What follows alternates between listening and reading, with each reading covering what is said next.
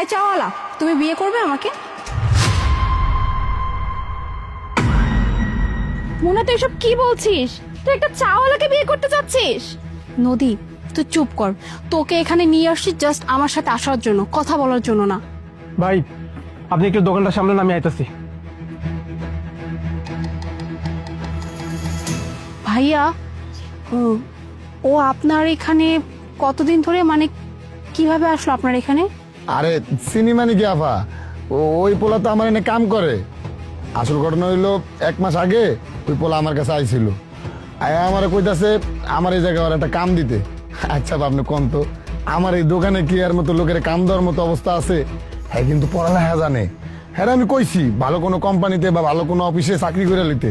হ্যাঁ ওই জায়গায় চাকরি পায় নাই, না পায় লাস্টে আমার কাছে আইছে। আয়া তো আমার হাতে পায়ে ধরে আকতি মিনতি কইরা কইতাছে যে আমার এই জায়গায় কাম দিতাম। আমি আরে কইছি আমার এই জায়গায় তুমি কি কাম করবা? আমার জায়গায় তো টাকা পয়সা পাইবা না, টাকা পয়সা যা পায় আমারই চলতে কষ্ট হয়, তোমার আমি কি দিব? তারপরে হ্যাঁ আমারে কইছে টাকা পয়সা যা দিয়ে আর চলবো, কিন্তু হ্যাঁ একটা কামের ভিতরে থাকতে চায়। আসলে এটি হলো কামের পোলা, বেকার বয়ে থাকতে পারবো না, এর লেগে আমার এনে কাম করে। আমিও টুকটাক মাঝে মধ্যে হাত খরচ মাত খরচ দেই, এটা দিয়ে ঠিক আছে, বেশি তো আর আমি দোকানতে দিতে পারি না, বুঝেন নাই?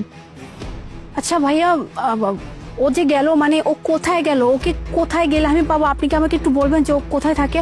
ওর সাথে না আমার জরুরি কথা আছে। হ্যাঁ বামনি কইতে পারবো। আমি মাঝে মধ্যে দেখছি ওর যখন একটু মন খারাপ হয় বা কোনো কিছু চিন্তা করে, তখন এই যে পাশে একটা গাছ আছে, এই গাছের নিচে বয়া বয়া একলা একলা কি যেন ভাবে। ওদিকে গেলেই পাবো, তাই তো?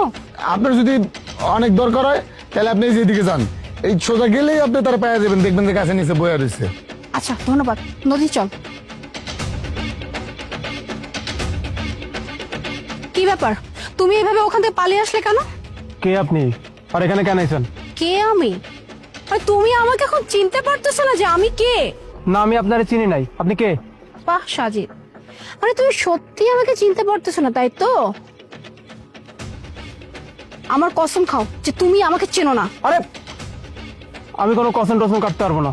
কেন আসছো এখানে সেটা বলো। সাজিদ, গত 3 মাস যাবত ধরে তোমাকে পাগলের মতো খুঁজতেছি। এমন কোনো জায়গা নাই যেখানে আমি যাই নাই। তোমার ফ্রেন্ড সার্কেল, বন্ধু বান্ধব, আত্মীয় স্বজন, কাউকে বাদ রাখি নাই, কিন্তু আমি তোমাকে কোথাও পাইনি। মানে পাগলের মতো তন্ন তন্ন হয়ে খুঁজছি। তুমি একটাবার আমার কথা চিন্তা করলে না? তুমি আমাকে কোনো কিছু না বলেই চলে আসলা। কিসের জন্য? কেন তুমি আমাকে না বলে চলে আসছো? তুমি জানো এই 3 মাস আমার মধ্যে কি গেছে? হ্যাঁ, কিভাবে আমি দিন পার করছি। আর তোমার সাথে লাস্ট যখন আমার কথা হয়েছিল, তখন তো কি কথা হয়েছিল? হ্যাঁ, আমার বাসায় যাওয়ার। তুমি আমার বাসায় কেন যাও নাই? কে বলছে আমি তোমার বাসায় যাই নাই বলো তো? তোমাকে এই কথাটা কে বলছে আমি তোমার বাসায় যাই নাই? আমি সেদিন তোমার বাসায় গেছিলাম, আর যাওয়ার পর তোমার বাবা মা আমাকে অপমান করে বাসা থেকে বের করে দিয়েছিল। আমাকে কি বলছিল জানো?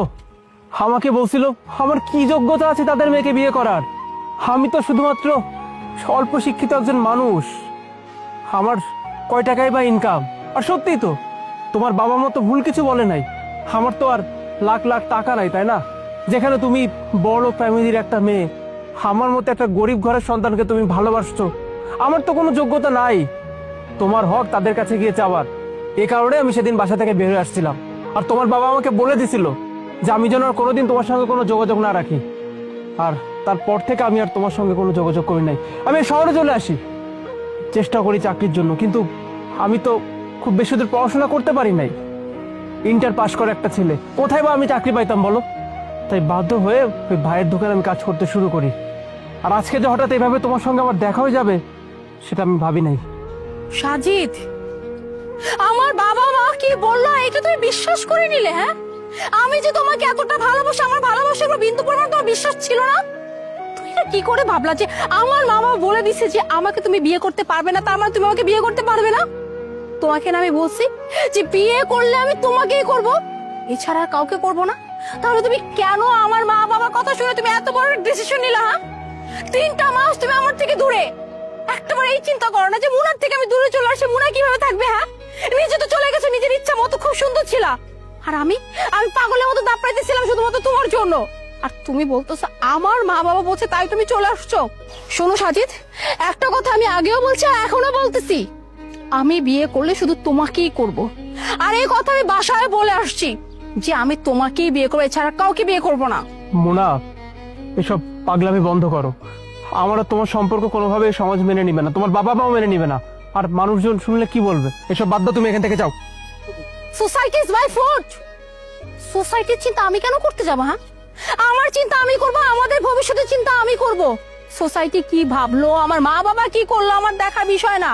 আর মা বাবার কথা বলতেছো তো, আমি যখন বাসা থেকে তোমার খোঁজে বের হয়েছি তখন আমি তাদেরকে একটা কথা বলেই বের হয়েছি, আমি সাজিদকে খুঁজতে বের হচ্ছি, আর সাজিদকে নিয়ে আসলে আমি বিয়ে সাজিদকেই করব। এছাড়া তোমাদের মেয়ে অন্য কাউকে বিয়ে করবে না। আর তুমি এখন কোনো কথা বলবো, তুমি চুপচাপ আমার সাথে আমার বাসায় যাবা, এবং আজকে আমি তোমাকে বিয়ে করবো, দ্যাটস ফাইনাল। চলো।